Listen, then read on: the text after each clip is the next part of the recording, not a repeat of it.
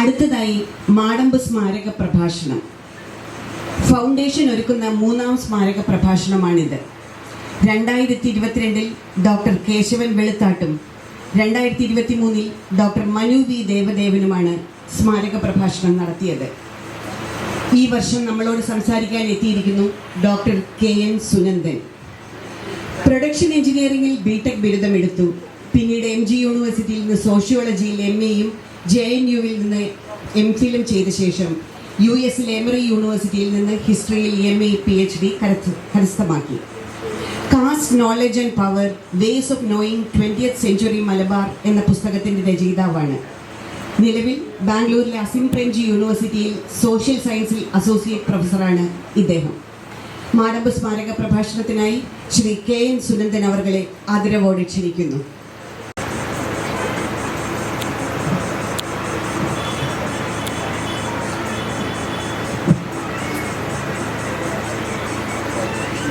ആദ്യമായി തന്നെ ഈ പരിപാടിയിലേക്ക് സംസാരിക്കുന്നതിന് എന്നെ വിളിച്ച് മാടമ്പ് ന്യൂട്ടൺ ഫൗണ്ടേഷൻ നന്ദി രേഖപ്പെടുത്തുന്നു.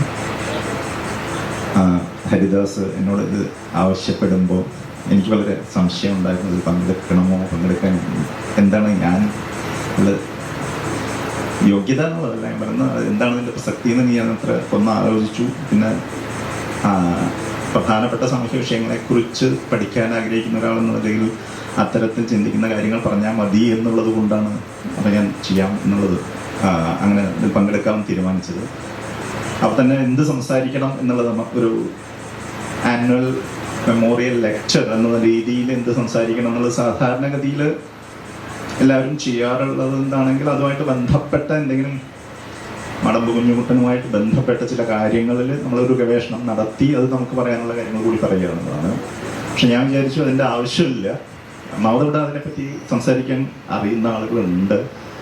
എനിക്ക് പറയാനുള്ള കാര്യങ്ങൾ ബുദ്ധിമുട്ടി മാടമ്പ് കുഞ്ഞുകുട്ടനുമായി കണക്ട് ചെയ്യേണ്ട ഒരു ആവശ്യമൊന്നും ഉണ്ടെന്ന് എനിക്ക് തോന്നുന്നില്ല. ഈ വിഷയം പ്രസക്തമാണ് എന്ന് എനിക്ക് തോന്നുന്നത് കൊണ്ടും ഇവിടെ ചർച്ച ചെയ്യുന്ന ആത്മീയത, കലാ, ജീവിതം എന്ന വിഷയവുമായി ബന്ധപ്പെട്ട് ബന്ധമുള്ളത് കൊണ്ടാണ്. അതുകൊണ്ട് തന്നെ ഞാൻ മാടമ്പ് കുഞ്ഞുകുട്ടൻ്റെ വർക്കുകളുമായോ അദ്ദേഹത്തിൻ്റെ ചിന്താപദ്ധതിയുമായിട്ടോ ഇടപെട്ടുകൊണ്ടല്ല ഈ പ്രഭാഷണം നടത്താൻ പോകുന്നത്.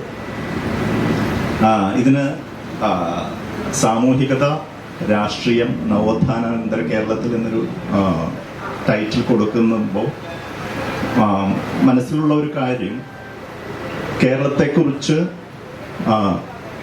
ഇന്ന് നിലനിൽക്കുന്ന ധാരണകൾ, കേരളത്തിൽ ഇന്ന് നിലനിൽക്കുന്ന സംസ്കാരം, രാഷ്ട്രീയം തുടങ്ങിയ കാര്യങ്ങളെ മനസ്സിലാക്കുന്ന പഠനങ്ങൾ, ഇവയിലൊക്കെ എങ്ങനെയാണ് രാഷ്ട്രീയത്തെ കാണുന്നത് എന്ന ചോദ്യത്തിൽ നിന്നാണ് ഞാൻ ഈ ടൈറ്റിൽ തിരഞ്ഞെടുക്കുന്നത്.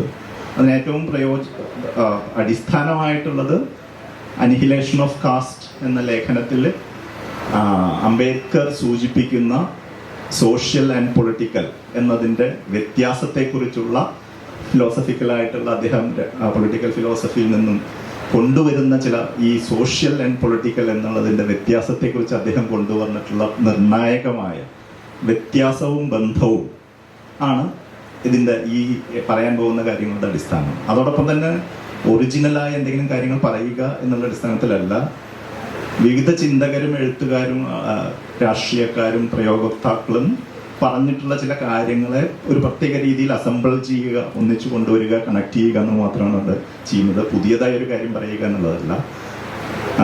അപ്പോൾ ഒരു പേഴ്സണൽ അനുഭവത്തിൽ നിന്ന് തുടങ്ങാം. കേരളത്തെക്കുറിച്ച് പറയുമ്പോൾ കഴിഞ്ഞ 2 മാസം മുമ്പ് അസിം പ്രേംജി യൂണിവേഴ്സിറ്റിയിൽ എന്നോടൊപ്പം ജോലി ചെയ്യുന്ന ചില ചരിത്രകാരന്മാരും സാമൂഹ്യ ശാസ്ത്രജ്ഞരുമായിട്ടുള്ള ആളുകൾ വെറുതെ കേരളത്തിൽ സന്ദർശിക്കാൻ വന്നു.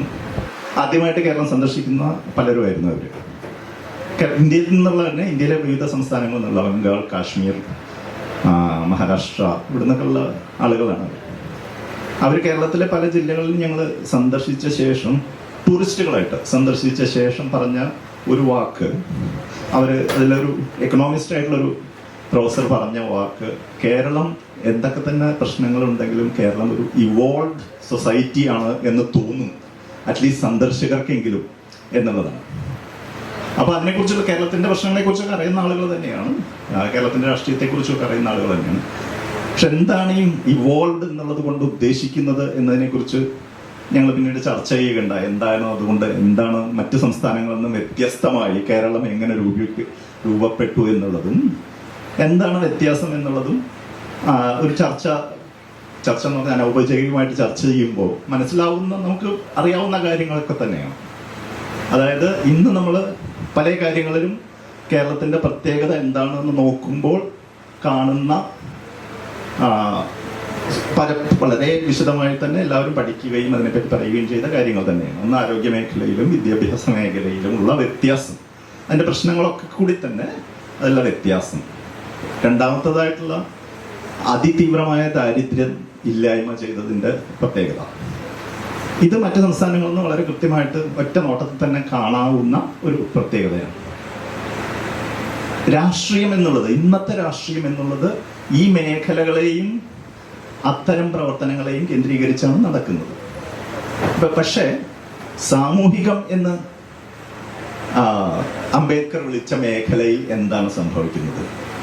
ആ മേഖലയിൽ നമുക്ക് പല ജാതി സംഭവങ്ങളുണ്ട്. വളർന്നു വരുന്ന ഇസ്ലാമോഫോബിയ ഒരു ഉദാഹരണമാണ്. നമ്മുടെ സമൂഹത്തിൽ വളരെ ശക്തമായിക്കൊണ്ടിരിക്കുന്ന കക്ഷി രാഷ്ട്രീയ ഭേദമന്യേ വളർന്നു വരുന്ന ഇസ്ലാമോഫോബിയ, ഇസ്ലാമിനോടുള്ള ഭയം, ജാതി ചിന്തയുടെ അതിതീവ്രമായ പ്രദർശനങ്ങൾ, ദുരഭിമാന കൊലയുൾപ്പെടെ ഉള്ള പലതരം അത്ര തീവ്രമായ കൊലപാതകത്തിലെത്തുന്ന തരത്തിൽ തുടങ്ങി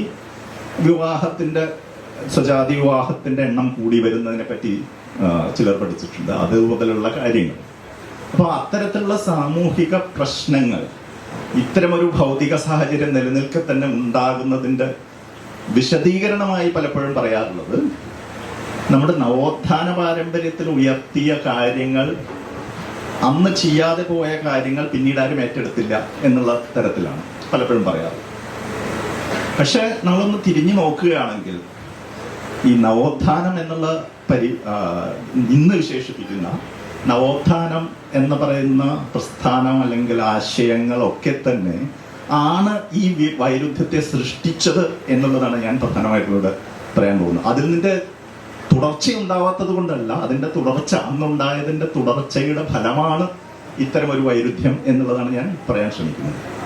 അപ്പോൾ ആദ്യമായിട്ട് നമ്മൾ നോക്കുമ്പോൾ നവോത്ഥാനത്തിൻ്റെ ചരിത്രങ്ങളും നമ്മൾ നോക്കുകയാണെങ്കിൽ, എഴുതിയ ചരിത്രങ്ങളായാലും അതിനെപ്പറ്റി പറയുന്ന ചരിത്രങ്ങളായാലും പലപ്പോഴും സാമൂഹ്യ പ്രസ്ഥാനങ്ങളുടെ ചരിത്രം തുടങ്ങുന്നത് പൊളിറ്റിക്കൽ മൂവ്മെൻറ്റിൻ്റെ ചരിത്രത്തിലാണെങ്കിൽ നമ്മൾ മലയാളി മെമ്മോറിയൽ, തിരുവിതാംകൂറിൽ മലയാളി മെമ്മോറിയൽ സമർപ്പിച്ചതാണ് ആധുനിക രാഷ്ട്രീയത്തിൻ്റെ ഒരു ചവിട്ടുപടിയായിട്ട് പലപ്പോഴും ഇതാക്കപ്പെടുന്നത്.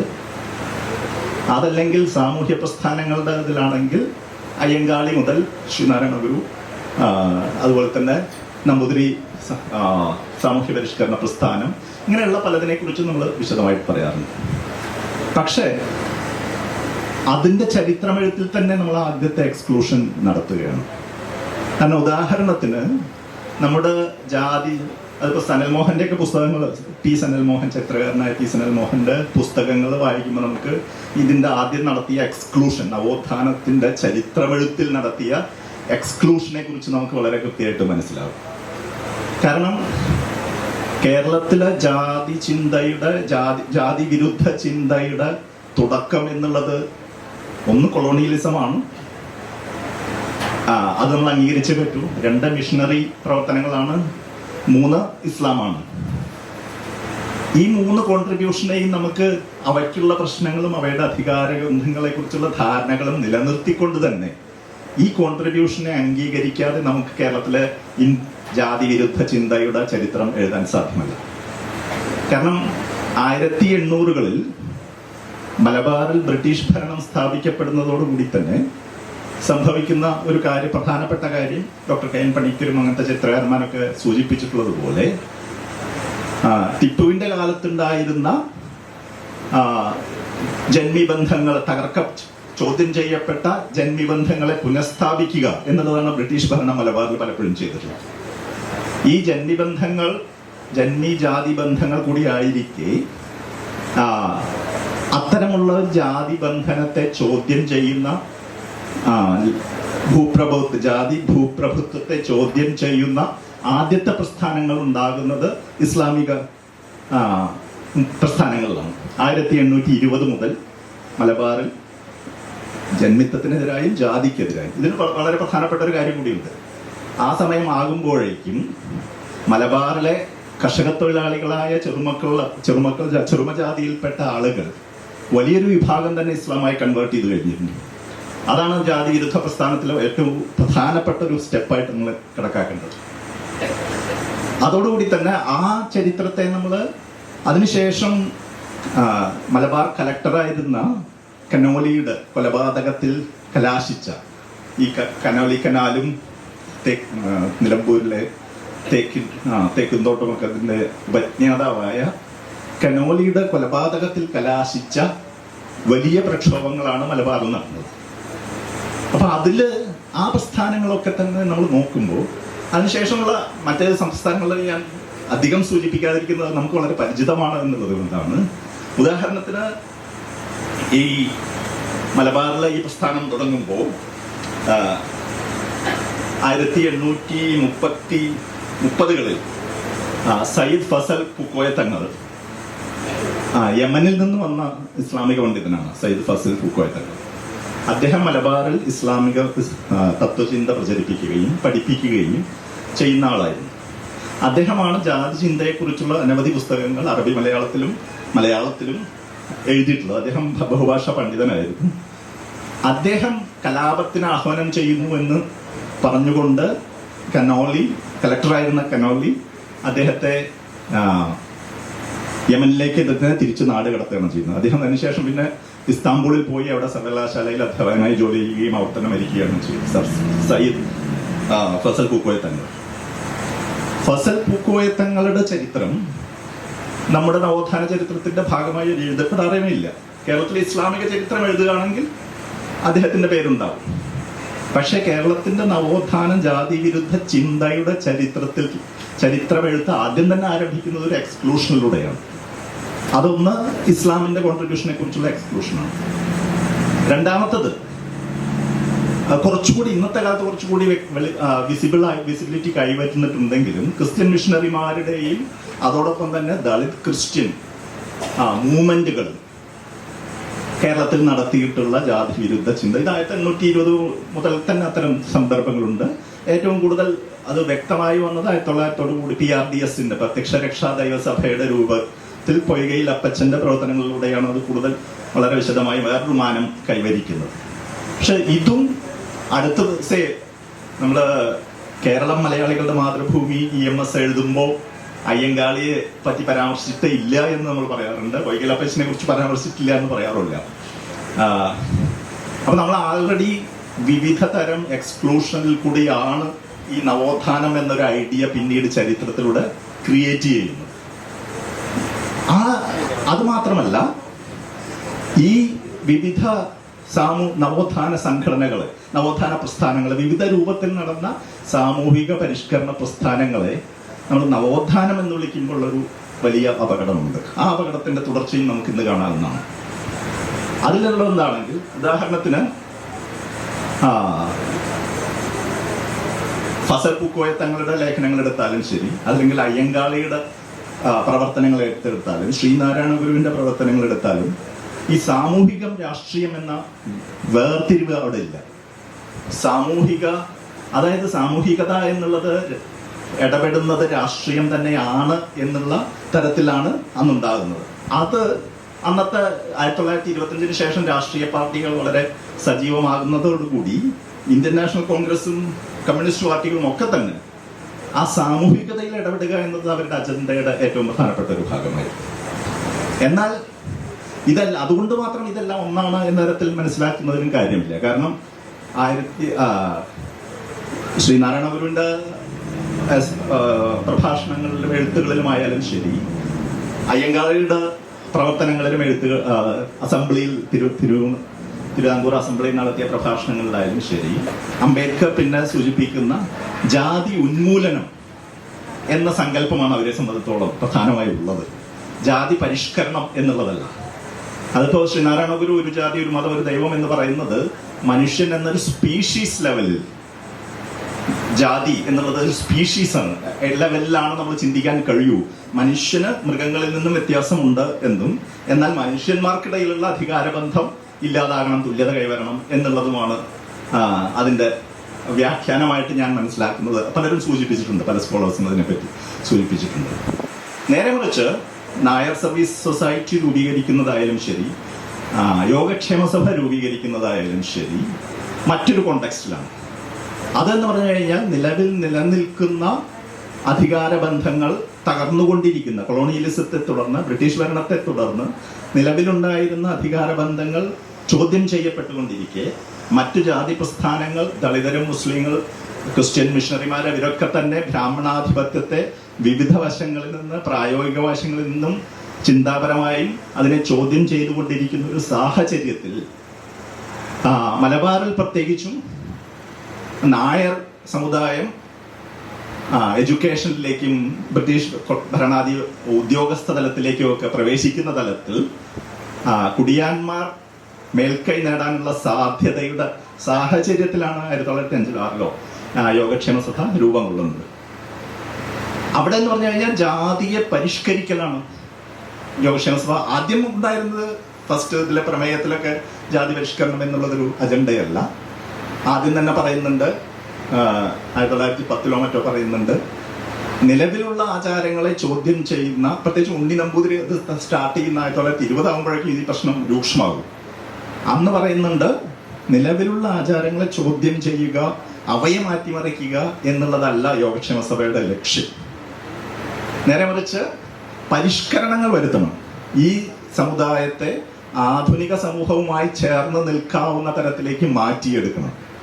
ഇത് ബംഗാൾ റിഫോമിന് 1850 നടക്കുന്ന ബംഗാളിൽ നടക്കുന്ന റിഫോമിനെ കുറിച്ചും ഇത് വളരെ വിശദമായിട്ട് പറഞ്ഞിട്ടുണ്ട്. അതായത് ജാതി ഉന്മൂലനമല്ല, ജാതിയുടെ പരിഷ്കരണമാണ് ഇവിടെ സംഭവിക്കേണ്ടത് എന്നുള്ളതാണ് ആ സമയത്തുണ്ടാകുന്നത്. കാരണം നിലനിന്നിരുന്ന പോലുള്ള ബ്രാഹ്മണാധിപത്യത്തെ തുടർന്ന് കൊണ്ടുപോകാൻ സാധ്യമല്ലാത്ത വിധം സാമൂഹിക, സാമ്പത്തിക, രാഷ്ട്രീയ സാഹചര്യങ്ങൾ മാറുമ്പോൾ എങ്ങനെ അതിലെ നിലനിൽക്കുന്ന അധികാരം നിലനിർത്താം എന്ന ചിന്തയിൽ നിന്നുകൂടിയാണ് ഇത്തരം ഒരു പരിഷ്കരണത്തിന്റെ ആവശ്യം ഉയർന്നത്.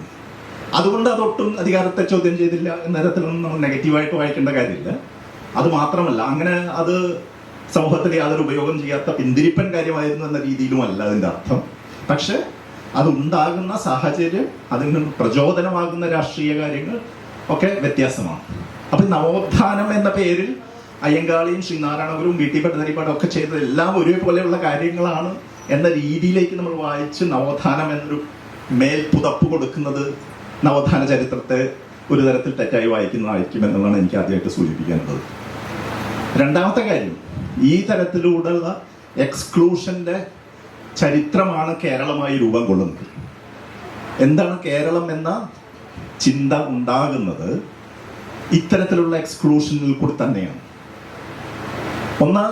ഒരു ചിന്ത 1940 മുതൽ നമ്മുടെ കേരളത്തെക്കുറിച്ചുള്ള വളരെ സജീവമായ ചിന്ത ഉയർന്നു വരുന്നു. കേരളം എന്നുള്ള ഒരു സംസ്ഥാനം അല്ലെങ്കിൽ ഒരു പ്രദേശം എന്നുള്ള രാഷ്ട്രീയ രൂപമായി അതിനെക്കുറിച്ച് ഇമാജിൻ ചെയ്യാവുന്ന കാര്യങ്ങൾ ഉയർന്നു വരുമ്പോൾ മലയാളം എന്നുള്ള നേരത്തെയുള്ള മലയാളം എന്നുള്ള ഒരു പ്രദേശമാണ്, മലയാളം സംസാരിക്കുന്ന ആളുകളുടെ ഒരു പ്രദേശം എന്നതിൽ നിന്ന് വ്യത്യസ്തമായിട്ട് കേരളം എന്നുള്ളൊരു പൊളിറ്റിക്കൽ ഇമാജിനേഷനിലേക്ക് പോകുന്ന സന്ദർഭത്തിൽ തന്നെ സംഭവിക്കുന്നത് ഇത്തരം എക്സ്ക്ലൂഷനാണ്.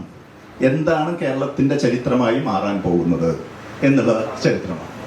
അതിൽ കേരളത്തിന്റെ ഐതിഹ്യം എന്താണ് എന്നുള്ള ചോദ്യം നിങ്ങൾക്ക് ചോദിക്കാം. ഇപ്പൊ കേരളത്തെക്കുറിച്ച്, കേരളം എങ്ങനെ ഉണ്ടായി എന്ന ചോദ്യത്തിൽ ചരിത്രകാരന്മാർ തന്നെ എഴുതുമ്പോൾ പല ചരിത്രകാരന്മാരും, ഇളംകുളം മുതൽ എല്ലാ ചരിത്രകാരന്മാരും, EMS അടക്കമുള്ളവരടക്കം എഴുതുമ്പോൾ കേരളത്തിന്റെ ഐതിഹ്യം, അത് ചരിത്രമായിട്ട് അവർ അംഗീകരിക്കുന്നില്ല, പക്ഷെ കേരളത്തിന്റെ ഐതിഹ്യമായി പരശുരാമന്റെ കഥ, അത് കഥയായിട്ട് തന്നെയാണ്, അത് ചരിത്രമായിട്ടല്ല, പക്ഷെ ആ കഥയിലേക്കാണ് ഇതിനെ കണക്ട് ചെയ്യുന്നത്. കേരളത്തിന്റെ രൂപീകരണത്തെ കുറിച്ചുള്ള ചരിത്രം അതെന്ന് പറഞ്ഞു കഴിഞ്ഞാൽ മറ്റ് ചരിത്രങ്ങളെ, ഇപ്പൊ കേരളത്തിന്റെ മലബാർ കോസ്റ്റ് എന്ന് പറയുന്ന ഒരു രൂപീകരണം നടക്കുന്നുണ്ട്. കേരളത്തിന്റെ മാത്രമല്ല, മലബാർ എന്നുള്ളൊരു ഐഡിയ ഉയർന്നു വരുന്നുണ്ട്. ബ്രിട്ടീഷുകാർ ആ സ്ഥലത്തിന് മലബാർ ഡിസ്ട്രിക്റ്റ് എന്ന് പേര് കൊടുക്കുന്നതിന് ഒരു പ്രത്യേക കാരണമുണ്ട്. കാരണം എന്താണ്, മലബാർ എന്നൊരു പ്രദേശം നിരവധി യാത്രകളിലൂടെ ഉണ്ടായി വന്നൊരു ഐഡിയയാണ്. മറ്റുള്ളവർ ഇങ്ങോട്ട് കടലിലൂടെ വരുന്നു, ഇവിടുന്ന് കച്ചവടക്കാർ പല സ്ഥലത്തേക്കും പോയി തിരിച്ചു വരുന്നു.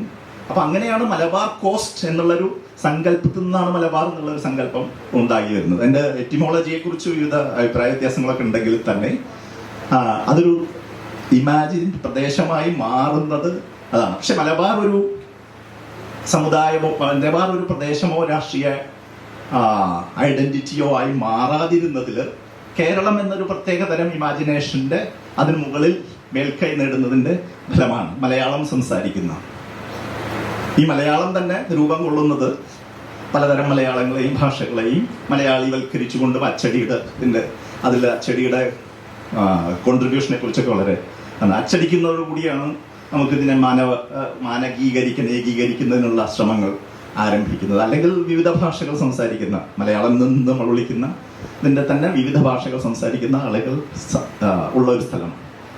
ഈ എക്സ്ക്ലൂഷൻസിൽ ഇപ്പൊ മലബാറിന്റെ എക്സ്ക്ലൂഷൻ എന്ന പോലെ തന്നെ മറ്റ് തരം ജാതികൾ, ജാതി സംഘടനകൾ, ഇവരൊക്കെ പലതരം ജാതി ഉന്മൂലനത്തിന് വേണ്ടി വാദിക്കുമ്പോൾ ഇപ്പോൾ നമ്പൂതിരിയെ മനുഷ്യനാക്കുക എന്നുള്ളൊരു വീട്ടിയുടെ പ്രയോഗം വളരെ പോപ്പുലറാണ്. നമ്മൾ നമ്പൂതിരിയെ മനുഷ്യനാക്കലാണ് അത്. അദ്ദേഹം അത് എഴുതിയിട്ടുണ്ടോ ഡയറക്റ്റ് എന്ന് എനിക്കറിയില്ല, പക്ഷെ അദ്ദേഹത്തിനാണ് ആട്രിബ്യൂട്ട് ചെയ്തിട്ടുള്ളൊരു വാചകമാണ് അത്. നമ്പൂതിരിയെ മനുഷ്യനാക്കാനാണ് യോഗക്ഷേമ സഭ പ്രവർത്തിക്കേണ്ടത് എന്നുള്ള വീട്ടിൽ പറയുന്നത്. പക്ഷെ സംഭവിക്കുന്നത് എന്താണെങ്കിൽ അത് സംഭവിക്കുന്നുണ്ട്. പക്ഷെ ഈ മനുഷ്യൻ എന്നതിന്റെ നിർവചനം ഒരു സവർണ നിർവചനമായി ആൾറെഡി തന്നെ മനുഷ്യനെ ഇമാജിൻ ചെയ്യുന്നതിലേക്കാണ് ആ മനുഷ്യനിലേക്കാണ് നമ്പൂതിരിയെ മാറ്റിയെടുക്കുന്നത്. അത് ബോധപൂർവം ഇതിനെ നമ്പൂതിരി സമ്പ്രദായങ്ങളെ മനുഷ്യനായി ഡിഫൈൻ ചെയ്യുക എന്നുള്ള തരത്തിലല്ല. എന്തൊക്കെ നിങ്ങൾക്ക് ഉൾക്കൊള്ളിക്കാൻ കഴിയും, അതിൽ പരശുരാമന്റെ ചരിത്രം ഉൾക്കൊള്ളിക്കാൻ കഴിയും, ശ്രീശങ്കരനെ ഉൾക്കൊള്ളിക്കാൻ കഴിയും. ശങ്കരൻ കേരളത്തിലാണോ ജനിച്ചതെന്നുള്ളത് ഇപ്പം ആരും ഉറപ്പൊന്നും പറയുന്നില്ല. പക്ഷെ ശ്രീശങ്കരനെ മലയാളിയായും അദ്ദേഹത്തിന്റെ കോൺട്രിബ്യൂഷന് മലയാളത്തിന്റെ കോൺട്രിബ്യൂഷനായിട്ട് ഇമാജിൻ ചെയ്യാൻ കഴിയും. പക്ഷേ അറബി മലയാളത്തിലുണ്ടായ സാഹിത്യം നമ്മുടെ പാഠപുസ്തകത്തിലേക്ക് കൊണ്ടുവരാൻ ബുദ്ധിമുട്ടാണ്. അത് മുസ്ലിങ്ങൾ അറബി പഠിക്കുകയാണെങ്കിൽ അല്ലെങ്കിൽ മലയാളമാണെങ്കിലും അറബി മലയാളമാണ് അറബി ലിപിയിൽ എഴുതുന്നത്, അവർക്ക് വേണ്ടി വേണമെങ്കിൽ ആകാം എന്നുള്ള ഒന്നല്ലാതെ അത് കേരളത്തിന്റെ ചരിത്രമായി മാറാവുന്ന കേരളത്തിന്റെ ദേശീയത എന്ന് വിളിക്കപ്പെടുന്ന അല്ലെങ്കിൽ കേരളത്തിന്റെ സംസ്കാരം എന്ന് വിളിക്കപ്പെടുന്നതിലേക്ക് ഉൾച്ചേർക്കാൻ സാധിക്കാത്ത വിധം അവരെ അപരവൽക്കരിച്ചുകൊണ്ടാണ് കേരളം രൂപം കൊള്ളുന്നത്. എല്ലാതരം സാംസ്കാരിക പ്രവർത്തനം VKN പിന്നീട് ആക്ഷേപഹാസ്യ രൂപത്തിൽ പറഞ്ഞ് കസവുമുണ്ട് കഥകളി കെടുമാങ്ങ എന്നുള്ള തരത്തിൽ കേരളത്തെ ഡിഫൈൻ ചെയ്തതിനെ പറ്റി പറഞ്ഞ അതിൻ്റെ ഒരു പൂർവ്വചരിത്രമാണ് നമ്മൾ 1940 മുതൽ 1960 വരെയുള്ള കാര്യങ്ങളിൽ കാണുന്നത്. അങ്ങനെയാണ് കേരളം എന്നുള്ളത് ഒരു സെക്യുലർ സംസ്ഥാനമായിട്ട് നമ്മുടെ കേരളത്തിലെ സെക്യുലറിസത്തെ കുറിച്ച് വളരെ അഭിമാനപൂർവ്വം സംസാരിക്കാറുണ്ട്. പക്ഷെ ആ സെക്യുലറിസത്തിന്റെ നിർവചനത്തിൽ എപ്പോഴും നിങ്ങൾ അതിൽ ആരെയാണ് വർഗീയവാദിയായി ചിത്രീകരിക്കുന്നത്, ആരെയാണ് ജാതിവാദികളായി ചിത്രീകരിക്കുന്നത് എന്നുള്ളതാണ് നോക്കിയാൽ നിങ്ങൾക്ക് മനസ്സിലാവും. അതായത് ജാതിയെ ചോദ്യം ചെയ്യുന്നവരെയാണ് ജാതിവാദികളായിട്ട് വിളിക്കുക. ജാതി നിങ്ങൾ പ്രയോഗിച്ചുകൊണ്ട് ജീവിതത്തിൽ പിന്തുടർന്നുകൊണ്ട് കുഴപ്പമില്ല.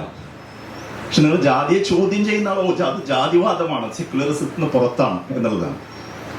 നിങ്ങൾ കേട്ടിട്ടുണ്ടോന്നറിയില്ല, എംഎസിന്റെ പല പ്രഭാഷണങ്ങളിൽ എംഎസിന്റെ സംസാരത്തിൽ രാഷ്ട്രീയ പ്രസംഗങ്ങളിൽ ഞാൻ പല പ്രാവശ്യവും കേട്ടിട്ടുള്ളപ്പോൾ അദ്ദേഹം പ്രയോഗിക്കുന്ന ഒരു പ്രയോഗമുണ്ട്. നായർ ഈഴവാദി ജാതി സംഘടനകളും മുസ്ലിം ലീഗ് പോലെയുള്ള വർഗീയ സംഘടനകളും എന്നുള്ളൊരു പ്രയോഗം മൂപ്പരുടെ ഒരു സ്ഥിരം ഇതായിരുന്നു. മുസ്ലിം ലീഗുമായിട്ട് കൂടുന്നവര് പിരിഞ്ഞതിന് ശേഷം അപ്പൊ ഇവിടെ നായർ ഈഴവാദി വിഭാഗങ്ങളെ ഒന്നിച്ചു കൊണ്ടുവരുന്ന ഒരു ഇതുണ്ടല്ലോ. അതായത് നായർ സർവീസ് സൊസൈറ്റി രൂപീകരിക്കുന്നത് നായന്മാരുടെ ജാതിപരമായ ഇത് നിലനിർത്തുന്നതിനും അവരുടെ മേൽക്കൈ നിലനിർത്തുന്നതിനുമാണ്. ഈഴവ സംഘടനകളുടെ ജാതി ഉന്മൂലനമാണ് അവരുടെ ലക്ഷ്യമായി പറയുന്നത്. അതും ജാതിപരമായി പ്രവർത്തിക്കുന്നുണ്ടെന്നുള്ളത് വേറുള്ളൂ. ഇതിനെ ക്ലബ് ചെയ്യുന്ന ഒരു ചരിത്രം, അത് സെക്യുലറിസത്തിന്റെ അപരമായി നിർത്താൻ പറ്റിയ ഒരു ചരിത്രമായി മാറ്റിക്കൊണ്ടാണ് കേരള രാഷ്ട്രീയം സെക്യുലറിസ്റ്റ് രാഷ്ട്രീയമായി മാറി വന്നത്. ഇതിൽ കമ്മ്യൂണിസ്റ്റ് പാർട്ടി, കോൺഗ്രസ് അങ്ങനത്തെ വിഭജനമൊന്നും അതിൽ പ്രസക്തമല്ല. മുഴുവൻ രാഷ്ട്രീയ പാർട്ടികളും ആ തരത്തിലാണ് കേരളത്തിന്റെ സംസ്കാരം എന്നുള്ളതിനെ കുറിച്ച് ഇമാജിൻ ചെയ്തുകൊണ്ട് കേരള രൂപീകരണം നടക്കുന്നത്. അതുകൊണ്ട് തന്നെയാണ് ഇങ്ങനത്തെ കോൺട്രവേഴ്സികളൊക്കെ എപ്പോഴും ഉണ്ടായിക്കൊണ്ടിരിക്കുന്നത്. നിലവിളക്ക് ഉപയോഗിക്കരുത്, ഓണം ദേശീയാഘോഷമാണോ അല്ലയോ ഇങ്ങനത്തെയൊക്കെ പല ചർച്ചകളും സംഭവിക്കുന്നത് ഇതിൻ്റെ തുടർച്ചയായിട്ടാണ്. രണ്ടാമത്തെ കാര്യം, ഇവയ്ക്ക് ഞാൻ നേരത്തെ സൂചിപ്പിച്ചത് ജാതി സംഘടനകളുടെ ജാതി പരിഷ്കരണ പ്രസ്ഥാനങ്ങൾ വളരെ വ്യത്യസ്തമായിരുന്നു എന്ന് പറയുമ്പോൾ തന്നെ അവയ്ക്ക് കോമൺ ആയിട്ടുണ്ടായിരുന്ന ഒരു കാര്യം കൂടിയുണ്ട്. അത് ഈ അംബേദ്കർ സൂചിപ്പിച്ച കാര്യമാണ്. അതായത് സാമൂഹികതയും രാഷ്ട്രീയവും ഒന്നിച്ചു വരുന്ന മേഖലയായിരുന്നു അത്. അപ്പർ കാസ്റ്റ് റിഫോം മൂവ്മെന്റിലും അങ്ങനെ തന്നെയാണ് സന്ദർഭിച്ചത്. ഉദാഹരണത്തിന് എൻ്റെ പ്രദേശത്ത് അടുത്തുള്ള ഒരു നമ്പൂതിരി വീട്ടില് ഒരു വൃദ്ധനായ കാരണവർ നാലാമത്തെ മൂന്നാമത്തെ വിവാഹം കഴിക്കുമ്പോൾ യോഗക്ഷേമ സഭയുടെ നേതൃത്വത്തിൽ ആ കല്യാണം പിക്കറ്റ് ചെയ്തു. കല്യാണത്തിനെ പിക്കറ്റ് ചെയ്തു, ഖരാവോ ചെയ്തു, ആളുകൾ മാർച്ച് ചെയ്തിട്ട്. അദ്ദേഹത്തിന്റെ കയ്യിൽ തോക്കുണ്ടായിരുന്നു. ഈ വീട്ടിലെ നമ്പൂതിരിയുടെ കയ്യിൽ തോക്കുണ്ടായിരുന്നു. അദ്ദേഹം ആകാശത്തേക്ക് വെടിവെക്കുകയും എല്ലാവരും ഓടിപ്പോവുകയും ചെയ്തു എന്നൊക്കെയാണ് പറയുന്നത്. വധുവിനെ വേലി ചാടിച്ചു കൊണ്ടുവന്നു, അങ്ങനത്തെ ഒരുപാട് കഥകളുണ്ട്. അപ്പൊ എന്താണ് ഞാൻ പറയുന്നതെങ്കിൽ, വിവാഹം എന്നുള്ള ഇന്ന് നമ്മൾ സ്വകാര്യമായ കാര്യമാണ് എന്ന് തീരുമാനിച്ച കാര്യം രാഷ്ട്രീയ കാര്യമാണെന്നും നിങ്ങൾക്ക് അങ്ങനെ നാലാമത് വിവാഹം കഴിക്കുന്നത് തെറ്റാണെന്നും ഒരാളോട് അത് ഞങ്ങൾ പിക്കറ്റ് ചെയ്യുമെന്നും ഇന്ന് പറയാൻ സാധിക്കില്ല നമുക്ക്. ഇന്നൊരു വിവാഹം പിക്കറ്റ് ചെയ്യുക എന്നുള്ളത് ഒരു രാഷ്ട്രീയ പ്രവർത്തനമായിട്ടായിരുന്നു കണക്കില്ല. അത് ചെയ്യണം എന്നല്ല ഞാൻ പറഞ്ഞത്, കണക്കാക്കില്ല അങ്ങനത്തെ കാര്യങ്ങൾ. അപ്പൊ ഈ ഡിവൈഡ് ഇന്ന് സാമൂഹികതയും രാഷ്ട്രീയവും നമ്മൾ ഇത്തരം വിഷയങ്ങൾ കൈകാര്യം ചെയ്യേണ്ടത് ഏതെങ്കിലും സ്ത്രീ പ്രസ്ഥാനങ്ങളോ അതല്ലെങ്കിൽ നവസാമൂഹിക പ്രസ്ഥാനങ്ങൾ എന്ന് നമ്മൾ പിന്നീട് വിളിച്ച പ്രസ്ഥാനങ്ങളോ ആണ് ഇത്തരം സാമൂഹിക വിഷയങ്ങൾ കൈകാര്യം ചെയ്യേണ്ടതെന്നും രാഷ്ട്രീയം എന്നത് സ്റ്റേറ്റുമായി ബന്ധപ്പെട്ട, സ്റ്റേറ്റിന്റെ അധികാരവുമായി ബന്ധപ്പെട്ട കാര്യങ്ങളിലുള്ള ഇടപെടലാണ് എന്നുള്ളതുമാണ്.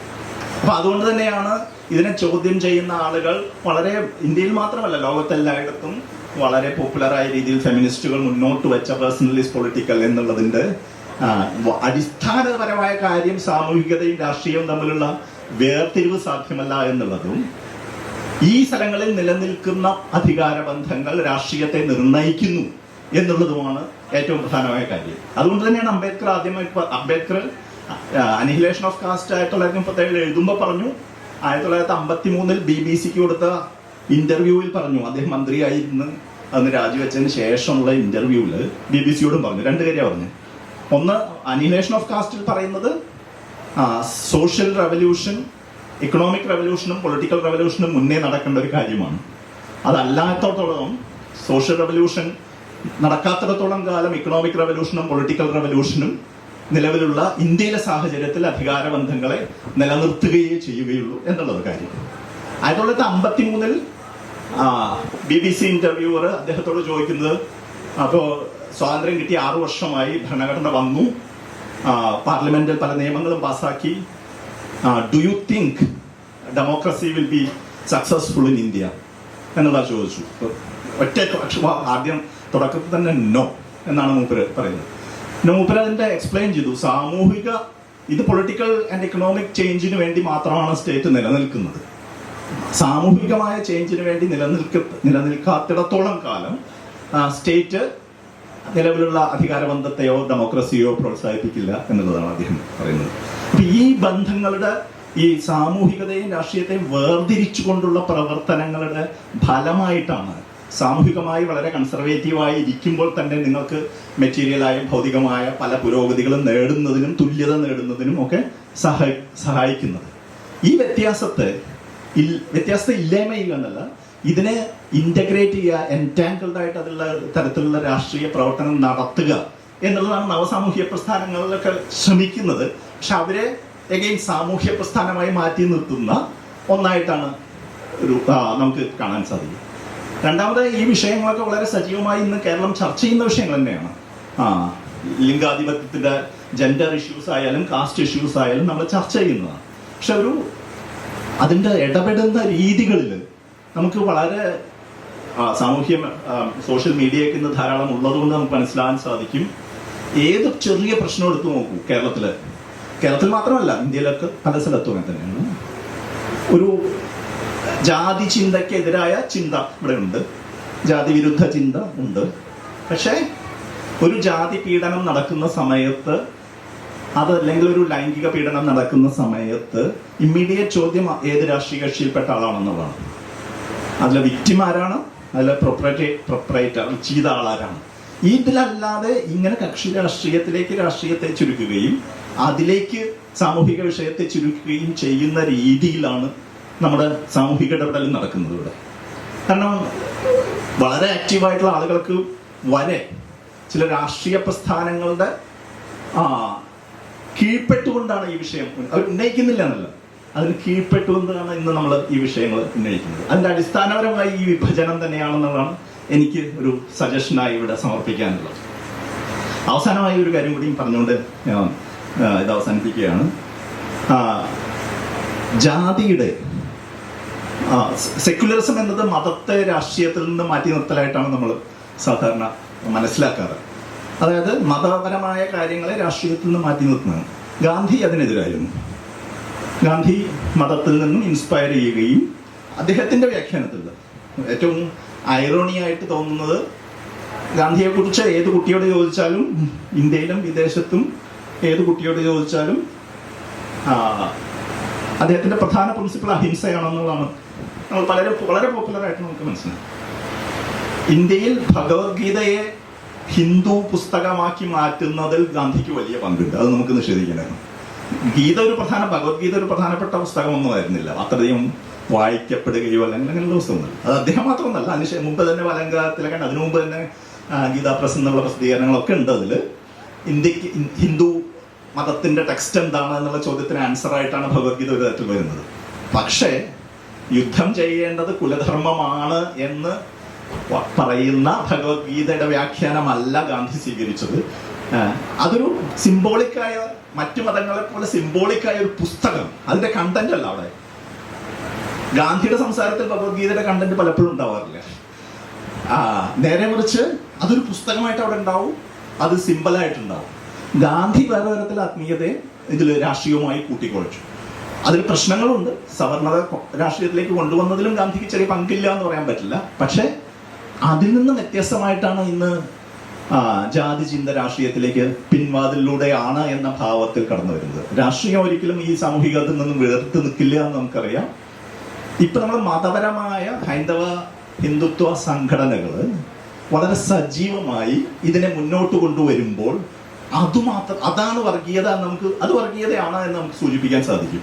അതിന്റെ പ്രശ്നം മതവും രാഷ്ട്രീയവും കൂട്ടിക്കുഴച്ചതാണെന്നും അതുകൊണ്ട് തന്നെ ഏത് തരം മതവും രാഷ്ട്രീയവും തമ്മിലുള്ള കൂട്ടിക്കുഴയ്ക്കൽ പ്രശ്നമാണ് എന്ന തരത്തിലാണ് നമ്മൾ ഇന്ന് വ്യാഖ്യാനിക്കുന്നത്. ഇന്നത്തെ സെക്യുലറിസത്തിന്റെ ഡോമിനന്റ് ആയ വ്യാഖ്യാനം. അംബേദ്കർ അതിനെതിരായിരുന്നു. അംബേദ്കർ പറയുന്നത് നിങ്ങൾ മതവും രാഷ്ട്രീയവും കൂട്ടിക്കുഴയ്ക്കണം, പക്ഷെ ഏത് മതം, ആ മതം എന്ത് രാഷ്ട്രീയമാണ് പറയുന്നത് എന്നുള്ളതിനനുസരിച്ചായിരിക്കും. അപ്പൊ അംബേദ്കർ മതം മാറുന്നതിനെ കുറിച്ച് ആലോചിക്കുമ്പോൾ അതിനെപ്പറ്റി എഴുതിയിട്ടുള്ള കാര്യങ്ങളിൽ ഇസ്ലാമിനെ കുറിച്ചും ക്രിസ്ത്യാനിറ്റിയെ കുറിച്ചും എഴുതുന്നുണ്ട്. ഹിന്ദു മതവുമായി കമ്പയർ ചെയ്യുമ്പോൾ അടിസ്ഥാന പ്രിൻസിപ്പിളിൽ എങ്കിലും, അവരുടെ പ്രാക്ടീസിലല്ല, അവരുടെ അടിസ്ഥാന തത്വത്തിലെങ്കിലും ഇക്വാലിറ്റിയെ, ദൈവത്തിന് മുന്നിലുള്ള ഇക്വാലിറ്റിയെ അംഗീകരിക്കുന്ന രണ്ട് മതങ്ങളാണ് ക്രിസ്ത്യാനിറ്റിയും ഇസ്ലാമും. അതുകൊണ്ട് അതിലേക്ക് മാറുന്ന കാര്യം ആലോചിക്കാവുന്നതാണ്. പക്ഷേ ആൾറെഡി 1930 മുതൽ നടക്കുന്ന വർഗീയ കലാപങ്ങളും അപരമത വിദ്വേഷങ്ങളും നടക്കുന്ന ഒരു സാഹചര്യത്തിൽ സമൂഹത്തിലെ അതിദുർബലരായ മനുഷ്യർ വീണ്ടും അങ്ങനത്തെ ഒരു മതത്തിലേക്ക് മാറുകയാണെങ്കിൽ അവരുടെ ജീവിതം വളരെ ദുഷ്കരമായിരിക്കും എന്നുള്ളതാണ് സോഷ്യോളജിക്കൽ കൺസെപ്റ്റാണ് അദ്ദേഹം ഉന്നയിക്കുന്നത്. ഒരു ആത്മീയപരമായി ഈ മതങ്ങൾ വ്യത്യാസമാണ് എന്ന് വിശ്വസിക്കുമ്പോൾ തന്നെ സോഷ്യോളജിക്കൽ കണ്ടീഷൻ ദളിതരെ ഇസ്ലാമിലേക്കോ ക്രിസ്ത്യാനിറ്റിയിലേക്കോ പോകാനുള്ള സാഹചര്യമല്ല ഉള്ളത് എന്നതും, അതിന് ആത്മീയപരമായും സാമൂഹ്യപരമായും തുല്യതയിൽ ഒരുപോലെ പ്രാക്ടീസ് ചെയ്യാവുന്നത് ബുദ്ധമതമാണ് എന്നുള്ള അദ്ദേഹത്തിന്റെ അഭിപ്രായത്തിലാണ് അദ്ദേഹം ബുദ്ധമതം സ്വീകരിക്കുന്നത്. അദ്ദേഹത്തിന്റെ ബുദ്ധമത ഇത് സ്വീകരിച്ചതിന് ശേഷം അദ്ദേഹം പത്രക്കാരോട് അദ്ദേഹത്തെ കണ്ടുകൊണ്ട് സംസാരിക്കുമ്പോൾ പറഞ്ഞിട്ടുള്ളത്, എൻ്റെ ആഗ്രഹം, അതിനെ തുടർന്ന് വലിയ താമസമില്ലാതെ അദ്ദേഹം മരിക്കുകയും ചെയ്തു. എൻ്റെ ആഗ്രഹം, എൻ്റെ ഏറ്റവും വലിയ രാഷ്ട്രീയ പ്രക്രിയയായി ഈ മതം മാറ്റം വിവരിക്കപ്പെടണം എന്നാണ് എൻ്റെ ആഗ്രഹം എന്നുള്ളതാണ് അദ്ദേഹം പറഞ്ഞത്. ഇതാണ് സാമൂഹ്യ ചലനത്തിലെ ഏറ്റവും ഞാൻ കോൺട്രിബ്യൂട്ട് ചെയ്തിട്ടുള്ള കാര്യം ഉണ്ടാവുക എന്നുള്ളതാണ് അദ്ദേഹം പറഞ്ഞത്. അപ്പോൾ പ്രശ്നം നമ്മൾ മതത്തെ രാഷ്ട്രീയവുമായി കൂട്ടിക്കുഴയ്ക്കുക എന്നുള്ളതല്ല. ഏത് തരം മതത്തെയാണ് ബൈ പ്രിൻസിപ്പിൾ ഇനീക്വാലിറ്റി സ്വീകരിക്കുന്ന, പ്രാക്ടീസിലൂടെ അപരവിദ്വേഷം പ്രചരിപ്പിക്കുന്ന തരം മതത്തെയാണോ, അതോ പ്രാക്ടീസിൽ അങ്ങനെ അല്ലാത്ത മതത്തെയാണോ നമ്മൾ പ്രിൻസിപ്പിൾ ആക്കേണ്ടത് എന്നുള്ളതാണ് സെക്യുലറിസത്തിന്റെ ഇന്ത്യയിലെ ചോദ്യം എന്ന് എനിക്ക് തോന്നുന്നു. ഇതിൽ നമ്മൾ ആൾറെഡി തന്നെ ഇന്ത്യയിൽ ഒരു സെക്യുലറിസം നിലനിന്നിരുന്നു എന്ന് ആശീഷ് നന്ദിയെ പോലുള്ള ചില ചരിത്രകാരന്മാര്, ചിന്തകര്, പൊളിറ്റിക്കൽ ഫിലോസഫേഴ്സ് പറയാറുണ്ട്. ഇന്ത്യയിലൊരു ഹിന്ദു മുസ്ലിം ഐക്യം, സിൻക്രറ്റിസം ഒക്കെ നിലനിന്നിരുന്നു. അത് സംശയാസ്പദമാണ്. സോ ഹിസ്റ്റോറിക്കലി അനലൈസ് ചെയ്യുകയാണെങ്കിൽ അങ്ങനെ ഒരു എക്സ്ക്ലൂഷൻ ഇല്ലാത്ത, പ്രത്യേകിച്ചും ഫ്രാറ്റേണിറ്റി ഇല്ലാത്തൊരു സമൂഹമായി തന്നെയാണ് ഇന്ത്യ അതിനു മുമ്പ് നിലനിന്നിരുന്നത് എന്നുള്ളത് തന്നെയാണ് തോന്നുന്നത്. അത്തരമൊരു നമ്മൾ ആൾറെഡി നമ്മുടെ ചരിത്രത്തിൽ തന്നെ ഇതിന് ഉദാഹരണം ഉണ്ട് എന്നുള്ളതിനേക്കാൾ ഭാവിയിൽ നമുക്കത് സാധ്യമാണ്, അത്തരമൊരു സെക്യുലറിസം സാധ്യമാണ്. അത് സ്പിരിച്വാലിറ്റി, മെറ്റീരിയലിസം, അങ്ങനത്തെ വേർതിരിവുകൾ ഇല്ലാത്ത തരത്തിൽ നമുക്ക് സമൂഹത്തിൻ്റെ സ്വസ്ഥമായ ജീവിതത്തിനും തുല്യതയ്ക്കും വേണ്ടി നിലനിൽക്കാനുള്ള രാഷ്ട്രീയം ആയി മാറാനുമുള്ള സാധ്യതയെക്കുറിച്ച് ചിന്തിക്കേണ്ട കാലമാണ് എന്ന് മാത്രം പറഞ്ഞുകൊണ്ട് ഞാൻ വിജ്ഞാനപ്രദമായ ഒരു സ്മാരക പ്രഭാഷണത്തിന് നന്ദി ഡോക്ടർ KM സുനന്ദൻ.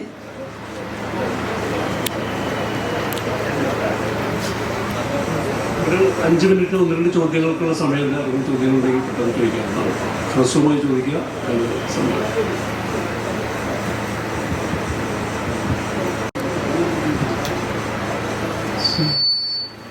സാറ് പറഞ്ഞ പ്രഭാഷണത്തിൽ ഒരു കാര്യം ആവർത്തിച്ച് കേട്ടതും മനസ്സിലാക്കിയതും ഒരു എക്സ്ക്ലൂഷൻ എന്ന് പറയുന്നൊരു കോൺസെപ്റ്റാണ്.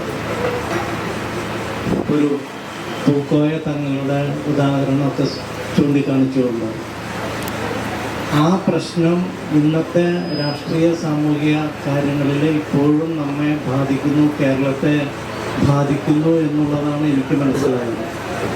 ഒന്നുകൂടി എന്ന് പറഞ്ഞാൽ തെറ്റില്ല, ഒന്ന് വിശദീകരിച്ച. എൻ്റെ പേര് ജയിക്കൽ. സുനന്ദൻ സാറിനോടാണ്. ഈ ഹിന്ദു മുസ്ലിം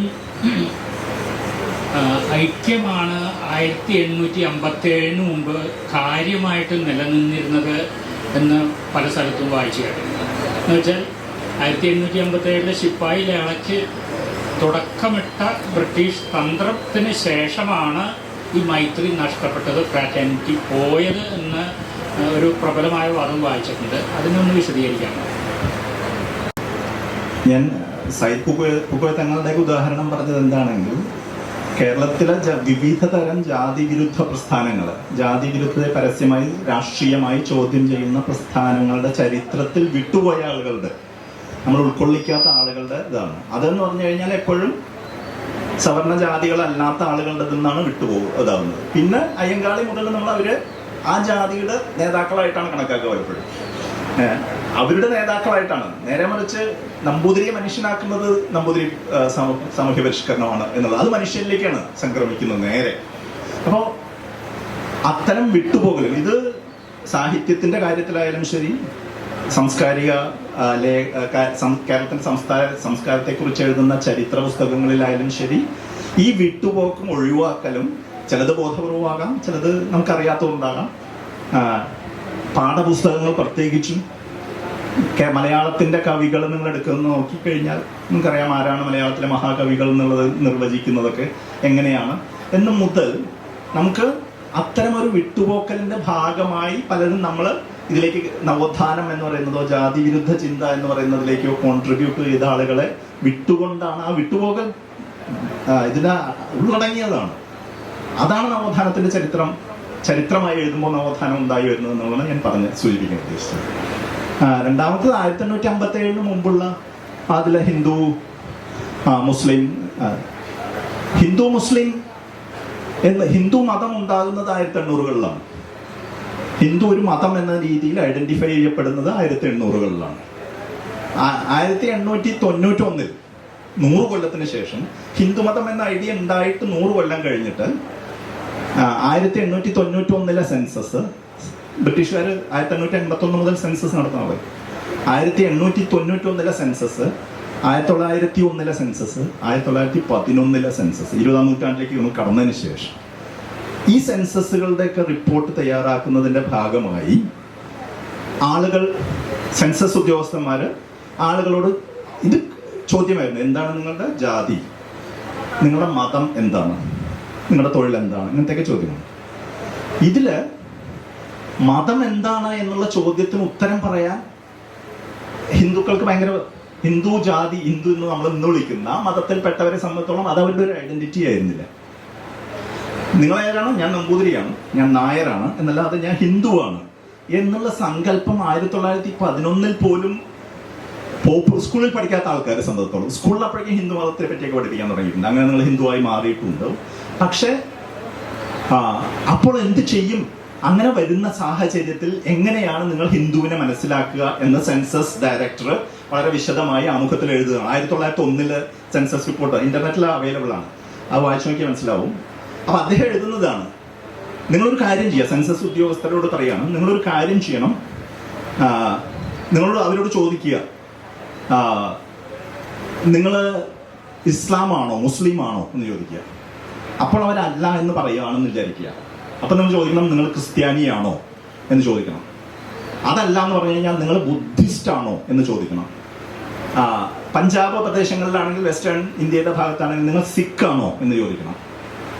നിങ്ങൾ അവർ ആദിവാസി മേഖലയിൽ താമസിക്കുന്നവരാണോ എന്ന് പരിശോധിക്കണം. ഇതൊന്നും അല്ല എന്ന് നിങ്ങൾ കണ്ടുപിടിക്കുകയാണെങ്കിൽ അവരെ ഹിന്ദു എന്ന് എഴുതിക്കൊള്ളൂ എന്നാണ് പറയുന്നത്. അപ്പോൾ ആരാണോ ക്രിസ്ത്യാനി അല്ലാത്തത്, ആരാണോ ഇസ്ലാം അല്ലാത്തത്, ആരാണോ ബുദ്ധിസ്റ്റ് അല്ലാത്തത്, ആരാണോ സിഖ് അല്ലാത്തത്, പാഴ്സി അല്ലാത്തത്, ആദിവാസി അല്ലാത്തത്, അവരാണ് ഹിന്ദുക്കൾ. അപ്പൊ ഞാൻ പറഞ്ഞു വരുന്നത് 1957 മുമ്പ് ഹിന്ദു മുസ്ലിം പ്രശ്നം ഉണ്ടാവേണ്ട കാര്യമില്ല, ഹിന്ദുക്കളില്ല. അപ്പൊ പിന്നെ ഹിന്ദു മുസ്ലിം പ്രശ്നം ഉണ്ടാവേണ്ട കാര്യമില്ല. പക്ഷേ അത് പ്രതിഫലിച്ചിരുന്നില്ലേ? തീർച്ചയായും പ്രതിഫലിച്ചിരുന്നു. കാരണം ഉദാഹരണത്തിന് ഇപ്പൊ ലക്നൗ പോലുള്ള സ്ഥലം എടുക്കുക. ലക്നൗ നവാബുമാര് എന്താ പറയാ 10ാം നൂറ്റാണ്ട് തൊട്ട് നവാബുമാര് പലതരത്തിലുള്ള മുസ്ലിം ഭരണം നിലനിൽക്കുന്ന ഒരു പ്രദേശമാണ് ലക്നൗ. അവിടുത്തെ അപ്പർ കാസ്റ്റ് ആളുകൾ ഈ ഭരണവുമായി വളരെ സജീവമായി സഹകരിക്കുകയും ചെയ്യുന്ന ആളുകളാണ്. അവിടെ നിങ്ങൾക്ക് സിൻക്രറ്റിസം ധാരാളം കാണാം. കാരണം അവിടെ ഒരു ക്ലാസ് അപ്പർ കാസ്റ്റ് ബന്ധമാണ് ഉണ്ടായി വന്നിട്ടുള്ളത്. നേരെ മറിച്ച് ദളിതർ മുസ്ലിങ്ങളിലേക്ക് മുസ്ലിമായി കൺവേർട്ട് ചെയ്യപ്പെടുകയും അവർ വിദ്യാഭ്യാസം വേണമെന്ന് 1800കളിൽ ആവശ്യപ്പെടുകയും ചെയ്യുമ്പോൾ, ഇസ്ലാമിനകത്ത് തന്നെ ജാതി വിരുദ്ധ ചിന്ത ഉണ്ടാകുമ്പോൾ അതിനെ എതിർക്കുന്നത് ഈ നവാബുമാരും ഹിന്ദു അപ്പർ കാസ്റ്റ് ആളുകളും ഒന്നിച്ചു നിന്നിട്ടാണ് ദളിത് മുസ്ലിംസിന് വിദ്യാഭ്യാസം കൊടുക്കരുത് എന്നുള്ളത് കാര്യത്തിൽ ഉണ്ടാകുന്നത്. അപ്പോൾ ഓഫ് കോഴ്സ് ഹിന്ദു മുസ്ലിം ലഹള എന്ന രീതിയിൽ നമുക്ക് കാണാൻ സാധിക്കില്ല. കാരണം ഇപ്പോൾ അത് പിന്നീട് എഴുതി ചേർക്കുന്ന ചരിത്രമാണ്. ലഹള ഉണ്ട് എന്നുള്ളതും ലഹള ഇല്ല എന്നുള്ളതും ഈക്വലി പ്രോബ്ലമാറ്റിക് ആയിട്ടുള്ള ആർഗ്യുമെന്റ് ആണ്. കാരണം നിങ്ങൾ ശിവജിയെ ഒരു ഹിന്ദു മതത്തിന്റെ രാജാവായി കാണുകയാണെങ്കിൽ അദ്ദേഹം ഹിന്ദു മതം പ്രൊട്ടക്ട് ചെയ്യുന്നതിന് വേണ്ടിയാണ് ഛത്രപതി ശിവജി ആയി മാറുന്നത് എന്ന് വിചാരിക്കുകയാണെങ്കിൽ ഭയങ്കര പ്രശ്നമാണ്. കാരണം അദ്ദേഹത്തിന്റെ പട്ടാള മേധാവികൾ പലരും മുസ്ലിങ്ങളായിരുന്നു. അത് അവര് മുസ്ലിം ഭരണമായിട്ട് ഇതായിട്ടുള്ള മുസ്ലിം രാജാക്കന്മാരോട് യുദ്ധം ചെയ്യുന്നതിന് ഈ മുസ്ലിം പട്ടാളക്കാരെ വയ്ക്കുന്നതിൽ, സാധാരണ പട്ടാളക്കാരല്ല ഞാൻ പറഞ്ഞത്, പട്ടാളത്തിന്റെ ഉയർന്ന ഉദ്യോഗസ്ഥന്മാര് ശിവജിയുടെ അതിൽ മുസ്ലിങ്ങളായിരുന്നു. അതിനെ നമ്മൾ ഹിന്ദു മുസ്ലിം ആക്കി മാറ്റുന്നത് പിന്നീടാണ്. അപ്പൊ നമ്മൾ ഹിന്ദു മുസ്ലിം പ്രശ്നം ഉണ്ടായിരുന്നു എന്ന് പറഞ്ഞാലും ശരിയല്ല, പ്രശ്നം ഇല്ലായിരുന്നു എന്ന് പറഞ്ഞാലും ശരിയല്ല. കാരണം അങ്ങനത്തെ ഒരു ഐഡന്റിറ്റി അല്ല ഈ വിഭാഗങ്ങൾക്ക് ഉണ്ടായിരുന്നു എന്നാണ് എനിക്ക് പറയുന്നത്.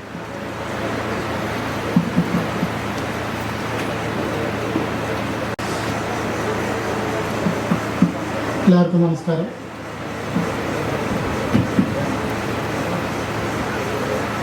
ഇന്ന് മാടമ്പ് അനുസ്മരണ പരിപാടിയിൽ മാടമ്പ് സ്മാരക പ്രഭാഷണം നടത്താനായിട്ട് എത്തിച്ചേർന്ന ശ്രീ കെ എൻ സുനന്ദൻ, അദ്ദേഹം വളരെ ഗംഭീരമായിട്ടും സരളമായിട്ടും വിഷയം അവതരിപ്പിക്കുകയും അത് മാടമ്പ് സ്മാരക പ്രഭാഷണത്തിൽ എന്നും നമുക്ക് മുതൽക്കൂട്ടാവുന്ന തരത്തിൽ ചേർത്ത് വയ്ക്കാവുന്ന ഒരു പ്രഭാഷണമായിട്ട് മാറുകയും ചെയ്തു. നമ്മുടെ ക്ഷണം സ്വീകരിച്ച് ഈ പരിപാടിക്ക് വരികയും നന്നായിട്ട് അവതരിപ്പിക്കുകയൊക്കെ ചെയ്ത ശ്രീ കെ എൻ സുനന്ദന് ഞാൻ മാടമ്പ് ഫൗണ്ടേഷൻ്റെ പേരിലും മാടമ്പിൻ്റെ ബന്ധുമിത്രാദികളുടെയൊക്കെ പേരിൽ ഔപചാരികമായി ഞാൻ നന്ദി അറിയിക്കുകയാണ്. മാടമ്പ് അനുസ്മരണം നടത്തിയ ശ്രീ കെ പി വേണു, അദ്ദേഹം എൻ്റെ നാട്ടുകാരൻ കൂടിയാണ്. അതുകൊണ്ട് തന്നെ എനിക്ക് അദ്ദേഹത്തിനോടൊരു നന്ദി പറയുന്നതിൽ കൂടുതൽ അഭിമാനവും അതുപോലെ തന്നെ ചാരിതാർത്ഥ്യമുണ്ട്. മാടമ്പ് അനുസ്മരണത്തിലൂടെ വന്ന മാടമ്പിൻ്റെ അനുസ്മരിക്കുകയും പരിപാടിയിൽ പങ്കുചേരുകയും ചെയ്ത ശ്രീ കെ ബി വേണുവിന് ഫൗണ്ടേഷൻ്റെ പേരിലും മാടമ്പിൻ്റെ ബന്ധുമിത്രാദികളുടെ പേരിലും ഞാൻ നന്ദി രേഖപ്പെടുത്തുന്നു. അടുത്തത് ശ്രീ സി എസ് വെങ്കടേശ്വരൻ. ഇത്തവണത്തെ ഈ മാടമ്പ് അനുസ്മരണ പരിപാടി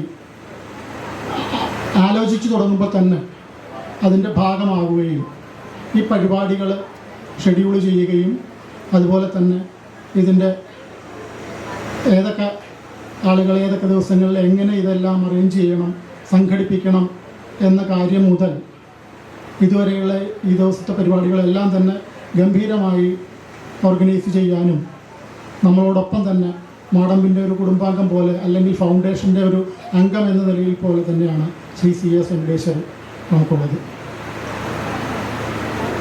5-6 തീയതികളിൽ നടത്തിയ ചലച്ചിത്ര ശില്പശാല ശ്രീ അമുദൻ പങ്കെടുത്തു. അതുപോലെ തന്നെ ശ്രീ സി എസ് വെങ്കടേശ്വരനായിരുന്നു അതിൻ്റെ നടത്തിപ്പും ചുമതലയുമെല്ലാം. അതിനുശേഷം നമ്മൾ ഇന്നലെ ഒരു ചലച്ചിത്ര പ്രദർശനം നടത്തി. 1-ലധികം ചിത്രങ്ങൾ പ്രദർശിപ്പിക്കുകയും അതിൻ്റെ ക്യൂറേറ്ററും ശ്രീ സി എസ് വെങ്കടേശ്വരനായിരുന്നു. അപ്പോൾ ഈ നിലയിലെല്ലാം തന്നെ ഫൗണ്ടേഷൻ്റെ ഇന്നത്തെ ഈ പരിപാടികൾ ഇപ്പോൾ നടന്നുകൊണ്ടിരിക്കുന്ന പരിപാടികളെല്ലാം തന്നെ ഭാഗവാക്കാവുകയും അതിൻ്റെ സംഘാടകൻ എന്ന നിലയിൽ തന്നെ പ്രവർത്തിക്കുകയും ചെയ്ത ശ്രീ സി എസ് വെങ്കടേശ്വരന് എങ്ങനെയാണ് നന്ദി പറയേണ്ടതെന്ന് എനിക്കറിയില്ല. എങ്കിലും ഔപചാരികതയുടെ പേരിൽ മാടമ്പിൻ്റെ ബന്ധുമിത്രാദികളുടെയും ഫൗണ്ടേഷൻ്റെയും പേരിൽ ഞാൻ അദ്ദേഹത്തിന് നന്ദി പറയും. ഇനി നന്ദി പറയേണ്ടത് വടക്കുംപാട് മാഷിനോടാണ്. പക്ഷേ അങ്ങനെ ഒരു അധിക പ്രസംഗത്തിന് ഞാൻ മുതിരുന്നില്ല. കാരണം നമ്മുടെ ചെയർമാനാണ്, ഫൗണ്ടേഷൻ്റെ ചെയർമാനാണ്. അതിലുപരി നമ്മളോടൊക്കെ ഇത്രയധികം സ്നേഹവും വാത്സല്യവും ഒക്കെ കാണിക്കുന്ന വടക്കുംപാട് മാഷിനോട് നന്ദി ഒരു ചടങ്ങിൻ്റെ പേരിൽ മാത്രം ഞാൻ നിങ്ങളെല്ലാവരുടെയും പേരിൽ ഞാൻ അദ്ദേഹത്തിന് നന്ദി രേഖപ്പെടുത്തുന്നു. Thank you.